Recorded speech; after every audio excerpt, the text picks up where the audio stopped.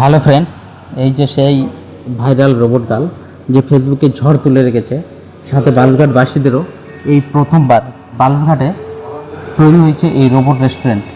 এই রেস্টুরেন্টে আমরা খাওয়া দাওয়া করলাম, খুব ভালো সার্ভ করে এখানে, সাথে রোবটের হাতে সার্ভ খেলাম আমরা, মানে খুব ভালো সার্ভ করছে। আর এদিকে বিরিয়ানি টিরিয়ানি যত কিছু আছে, টোটাল খাবার আইটেমটাই পুরো সুন্দর, মানে সেই সুন্দর। তো তোমরা সবাই আসো এই রেস্টুরেন্টে, একবার হলেও এই ভাইরাল গালকে তোমরা দেখে যাও।